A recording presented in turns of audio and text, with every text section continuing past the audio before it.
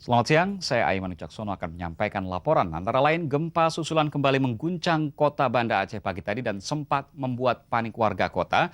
Dan laporan perkembangan dari konferensi tingkat tinggi pasca gelombang tsunami yang masih berlangsung di Jakarta. Kita segera awali dengan laporan dari KTT pasca tsunami di Jakarta Convention Center, Jakarta.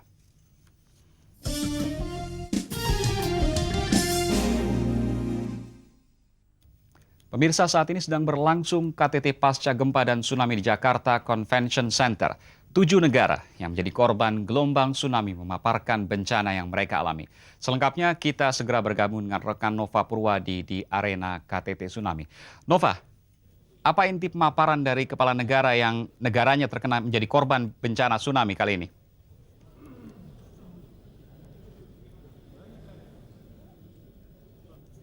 Ya Nova? Ya Aiman, seperti Anda saksikan di sini, kami sekarang sedang menunggu Sekjen PBB Kofi Annan untuk masuk ke dalam media center untuk memberikan briefing sambutan dan mungkin nanti akan menjawab pertanyaan para wartawan mengenai apa saja yang akan dilakukan PBB dalam menangani bencana tsunami ini. Dan PBB sendiri hari ini mengeluarkan himbauan permintaan kepada negara-negara donor untuk memberikan lagi bantuan sejumlah 900 miliar rupiah dan bantuan tersebut akan diberikan selama 6 bulan dan ini merupakan bantuan yang lebih bersikap jangka panjang untuk rehabilitasi dan untuk rekonstruksi di daerah-daerah yang dilanda bencana tsunami. Dan selain itu bantuan dari sejumlah negara-negara yang telah dihimpun, maksud kami dijanjikan lewat PBB, sejumlah hampir 3 miliar dolar Amerika Serikat. Dan bantuan terbesar didapatkan dari Australia yang baru kemarin menambah bantuannya menjadi 750 juta dolar Amerika. Disusul dengan Jepang yang memberikan bantuan 500 juta dolar Amerika. Namun kita belum mengetahui sejauh mana Indonesia bantuan sebesar apa yang akan diberikan kepada Indonesia. Kita baru akan mengetahui di akhir KTT nanti, Aiman. Bagaimana dengan sistem peringatan dini yang akan diperkenalkan di KTT? Kemarin di dalam senior official meeting belum diputuskan bahwa kemarin masih diperkenalkan bahwa ASEAN akan membuat suatu peringatan dini untuk bencana gempa dan tsunami dan bencana alam lainnya. Bagaimana pembahasan di sana?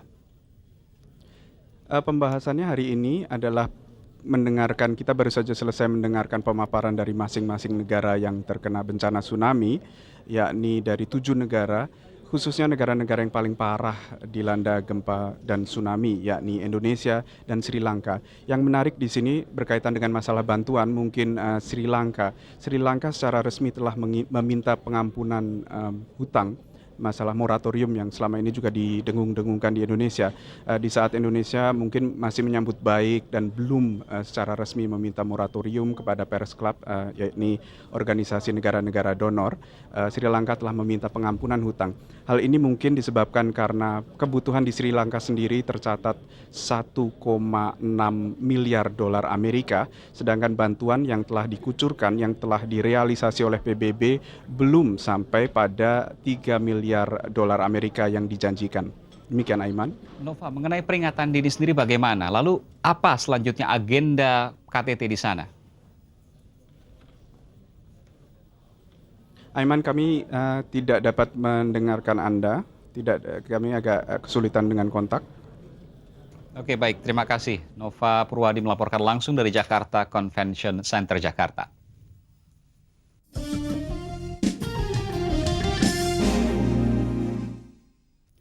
Gempa susulan kembali mengguncang kota Banda Aceh pagi tadi. Gempa susulan ini membuat warga kota Banda Aceh kembali panik dan berlarian keluar bangunan.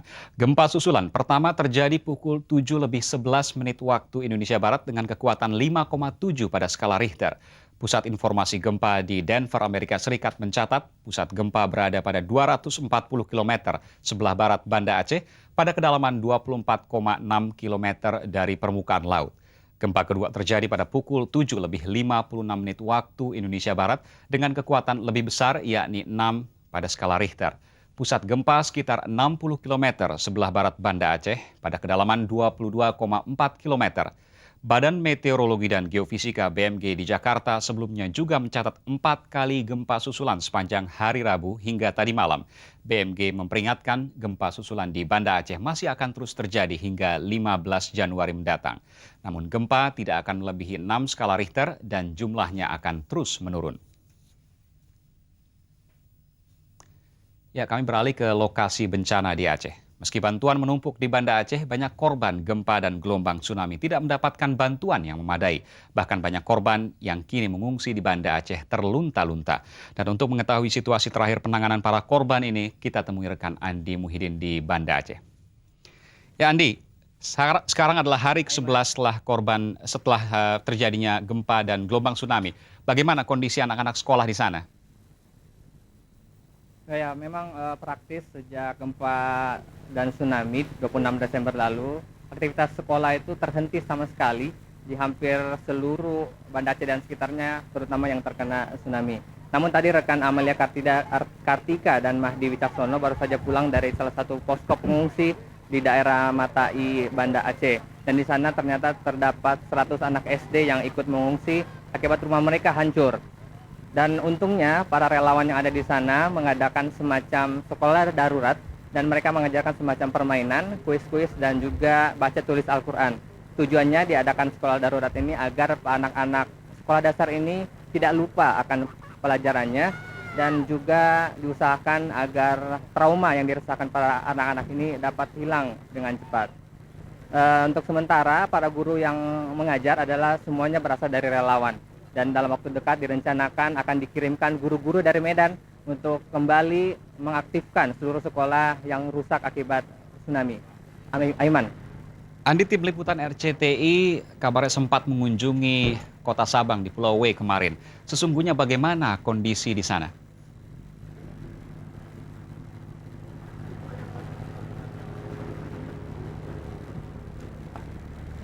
Ya Aiman, kemarin saya baru saja pulang dari Kota Modea Sabang dan ternyata di sana masih ada sekitar 1.200 pengungsi di sana.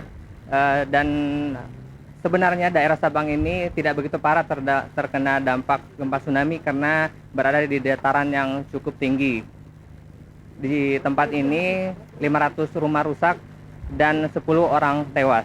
Dan dalam waktu dekat para pengungsi akan segera dibuat rumah sementara, namun diusahakan agar seluruh rumah nanti di sepanjang sekitar 100 meter dari pantai harus bersih dari rumah ini untuk menghindari kemungkinan akan terjadi tsunami susulan.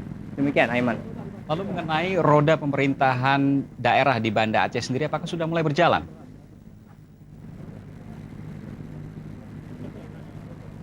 Ya, Aiman, rekan Dian Wiknyo dan Wahyu Nusantara Aji tadi pulang dari pantauannya di kantor gubernuran dan ternyata sudah ada aktivitas pemerintahan di sana. Namun aktivitas di gubernuran adalah aktivitas dari aparat Pemda dibantu dengan praja-praja dari IPDN.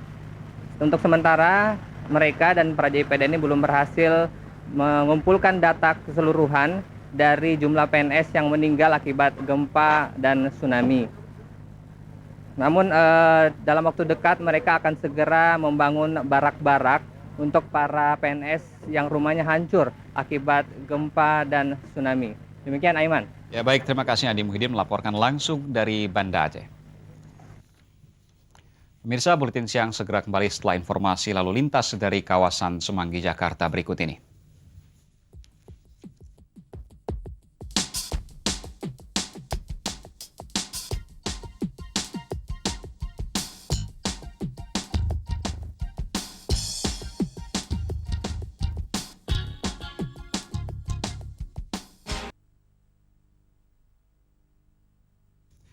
Suasana haru mewarnai pertemuan Putri, salah seorang anak korban tsunami di Aceh dengan keluarganya.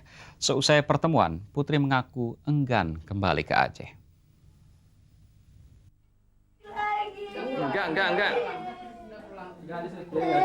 Kamis Udah pagi nggak syuting? merupakan salah satu hari paling membahagiakan bagi Putri, salah seorang bocah korban gempa dan tsunami di Nanggro, Aceh Darussalam. Betapa tidak, setelah berhari-hari terpisah dari keluarganya, kini ia dapat bertemu lagi dengan ibu dan 2 orang kakaknya di Rumah Sakit Polri Jakarta Timur sekitar pukul 6.30 waktu Indonesia Barat.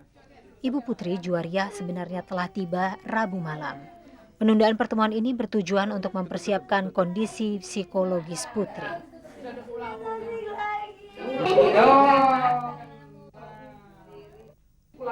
Sebelumnya Putri ditemukan Deputi Operasi Mabes Polri Irjen Polisi Didi Widayadi dalam keadaan luka parah di Banda Aceh.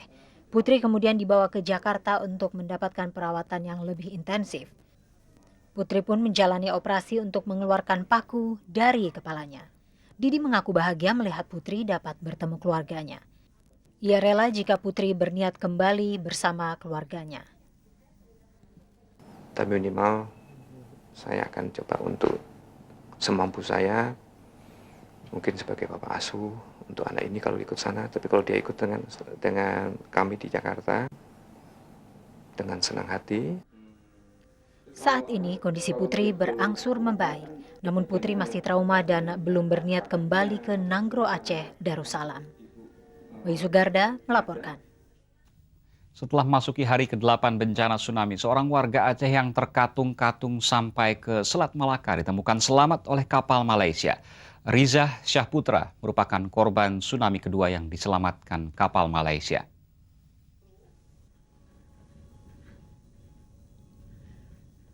Rizal Syahputra, 23 tahun, salah seorang korban tsunami Aceh, berhasil mempertahankan hidupnya walau terseret air bah dan terkatung-katung sampai ke Selat Malaka atau sekitar 160 km barat Provinsi Aceh. Setelah bertahan 8 hari di lautan dengan hanya meminum air hujan dan memakan kelapa yang hanyut, hari Senin ia ditemukan kapal kargo MV Durban Bridge yang kebetulan lewat. Ia kemudian dibawa ke Port Klang, Malaysia Barat untuk mendapatkan perawatan. Menurut Rizal, ia sedang membersihkan masjid ketika gelombang tsunami menghantam dan menyeretnya sampai sejauh 100 mil laut dari tempat tinggalnya itu. Rizal merupakan korban tsunami kedua asal Aceh yang diselamatkan kapal Malaysia setelah melewati 23 tahun. Ya, pemirsa, kembali kita temui rekan Nova Purwadi yang akan menyampaikan perkembangan terbaru dari KTT Pasca Gempa di Jakarta. Nova, silakan dengan laporan Anda. Baik Aiman, seperti dapat Anda lihat dan dilihat pemirsa di belakang saya, Sekjen PBB Kofi Annan telah mulai menjawab pertanyaan dari wartawan-wartawan. Sekjen Kofi Annan baru mengumumkan bantuan tambahan yang diminta PBB sejumlah 970 juta dolar Amerika. Dan selanjutnya agenda setelah ini adalah pembahasan lebih lanjut tentang apa saja yang diperlukan negara-negara yang terkena gempa dan tsunami. Dan nanti akan diakhiri dengan acara puncaknya pada pukul 17 waktu Indonesia Barat dengan deklarasi bersama negara-negara yang ikut dalam konferensi ini dan termasuk organisasi internasional yang juga hadir. Dan menurut informasi yang kami terima, deklarasi ini yang sampai sekarang belum ada draft akhirnya, namun menurut informasi yang kami terima, deklarasi ini meliputi 3 hal, yakni bantuan segera yang harus diberikan saat ini juga pada para korban gempa dan tsunami, serta masalah rehabilitasi dan rekonstruksi daerah-daerah yang dilanda gempa dan tsunami, dan yang terakhir masalah peringatan dini, early warning system. Perlu diingat bahwa untuk sementara ini baru Samudra Pasifik yang memiliki sistem peringatan dini untuk tsunami, dan sistem tersebut baru dibangun pada tahun 1969. Sedangkan untuk kawasan Samudra Hindia tidak terdapat sistem yang bisa memperingatkan secara dini negara-negara dan warga-warga di daerah-daerah yang mungkin saja akan tersapu tsunami. Seperti kita lihat pada 26 Desember lalu untuk Aceh ada jangka waktu setengah jam hingga 45 menit yang sebetulnya itu bisa digunakan untuk memperingatkan warga-warga di pesisir untuk segera menjauh dari pesisir. Dan pemirsa, kami akan terus memantau perkembangan ini termasuk pembacaan deklarasi nanti pukul 17 waktu Indonesia Barat. Selengkapnya dapat Anda saksikan dalam Seputar Indonesia. Demikian Aiman. Ya Nova, satu pertanyaan singkat saja. Apakah sudah ditunjuk koordinator dalam penyelenggaraan koordinasi ini? Ya oke, baik, terima kasih Nova Purwadi melaporkan langsung dari Jakarta Convention Center.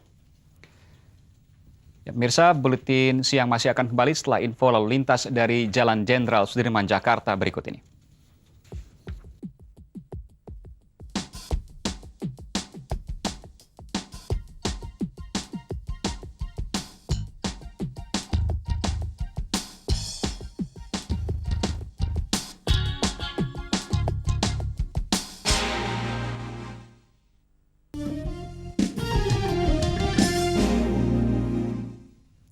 Untuk mengantisipasi mewabahnya berbagai penyakit khususnya pada para relawan di Nangro Aceh Darussalam, 10.000 dosis vaksin dikirim produsen vaksin dan obat-obatan Indonesia PT Bio Farma. Bio Farma juga akan membuka posko imunisasi dan vaksin di Banda Aceh. 10.000 vaksin ini terdiri dari 1.500 dosis vaksin tetanus, 2.000 dosis vaksin kolera, 2.500 dosis vaksin tifus, serta 2.500 dosis vaksin kolera dan tifus atau kolipa. Oleh dokter yang juga diberangkatkan ke Aceh, vaksin ini akan disuntikan kepada para relawan. Vaksin diprioritaskan bagi para relawan karena vaksin harus diberikan kepada orang yang dalam kondisi sehat, bukan kepada yang lelah atau yang sakit. Kehilangan sanak keluarga yang dicintai merupakan pengalaman traumatik bagi anak-anak korban tsunami. Badan PBB UNICEF yang menangani dana anak-anak dunia mulai mengantisipasi untuk mencegah eksploitasi anak-anak yatim piatu ini. Para pejabat UNICEF, Badan PBB yang menangani masalah anak-anak, mulai menginspeksi tempat-tempat penampungan anak-anak yatim dan piatu korban tsunami di kota Pantai Gale di Sri Lanka Selatan. Polisi dan pejabat UNICEF khawatir akan adanya aksi penculikan anak-anak untuk dijual sebagai buruh murah atau untuk eksploitasi lainnya. Direktur UNICEF, Carol Bellamy, mengatakan nasib serupa dapat saja menimpa anak-anak korban tsunami di negara lain, termasuk Indonesia. Anak-anak korban tsunami selama beberapa tahun ke depan akan mendapat penanganan serius, khususnya untuk mengatasi trauma psikologis akibat kehilangan orang tua dan sanak keluarga. Di Thailand, dugaan kasus penculikan anak sudah terjadi pada Christian Walker, 12 tahun, seorang anak laki-laki asal Swedia, korban tsunami. Christian terakhir kali terlihat meninggalkan rumah sakit tempatnya dirawat bersama seorang pria tak dikenal. Kakek Christian, Daniel Walker, mengimbau pemerintah Thailand agar menyebarkan foto Christian ke seluruh pos di perbatasan dan bandara untuk mencegah orang yang tak bertanggung jawab membawa Christian keluar dari Thailand. Pekerja sosial di Phuket, Thailand, kini sibuk mencarikan penampungan bagi anak-anak yang kehilangan seluruh keluarganya dalam bencana ini.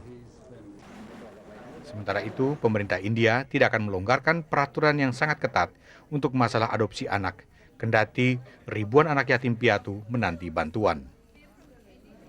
Salah satu persyaratan adopsi di India adalah membuka deposito senilai Rp50.000 atau sekitar $11.000 Amerika sebagai jaminan.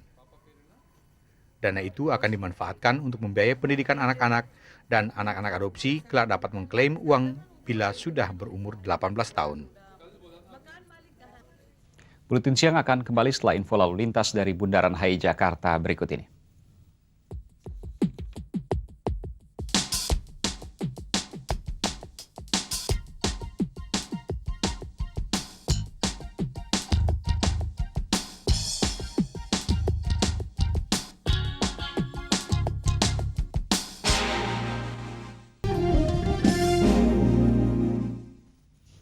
Petugas imigrasi wilayah Jakarta Kamis pagi berhasil menangkap basah 2 wanita asal Republik Rakyat Cina yang melakukan praktek prostitusi di restoran Madonna kawasan Mangga Besar. Kedua wanita ini, Huan Yu King dan Wang Yun, dijebak oleh petugas imigrasi yang tengah menyamar sebagai pelanggan. Operasi penangkapan dilakukan sekitar pukul 8 Rabu malam hingga Kamis pagi tadi. Dari paspor diketahui mereka hanya memperoleh izin kunjungan dan masuk ke Indonesia tanggal 8 Desember 2004. Selain menangkap 2 wanita ini, petugas imigrasi wilayah Jakarta juga menangkap 4 wanita berusia 23 hingga 34 tahun, juga asal RRC yang status dan pekerjaannya hingga kini masih diselidiki. Hingga pukul 12 siang ini, dari 4 wanita yang ditangkap, baru 1 orang yang diperiksa. Kepala Divisi Wilayah Imigrasi Jakarta, Arwin Aditya Warman, mengatakan pihaknya akan memanggil pemilik restoran yang mempertanggungjawabkan kehadiran wanita penghibur asing ini. Pemirsa, hingga siang ini, sumbangan Anda yang telah diterima RCTI Peduli bagi korban gempa dan tsunami di Nangro Aceh Darussalam mencapai lebih dari 25,5 miliar rupiah. Bantuan barang-barang dari pemirsa RCTI telah mencapai 57.000 koli lebih yang sudah dikirimkan hingga hari ini mencapai lebih dari 22.000 koli lebih. Sisanya sedang dalam proses untuk dikirim ke Aceh. Jenis barang yang disumbangkan Anda, pemirsa RCTI, terdiri dari antara lain makanan dan minuman, selimut, dan pakaian. Dan untuk memudahkan pengiriman serta menyesuaikan dengan kebutuhan masyarakat di Aceh, kami menghimbau agar bantuan tidak lagi dalam bentuk barang, melainkan dalam bentuk uang yang bisa dikirim melalui rekening RCTI Peduli. Dan pemirsa, berikut rincian rekening RCTI Peduli.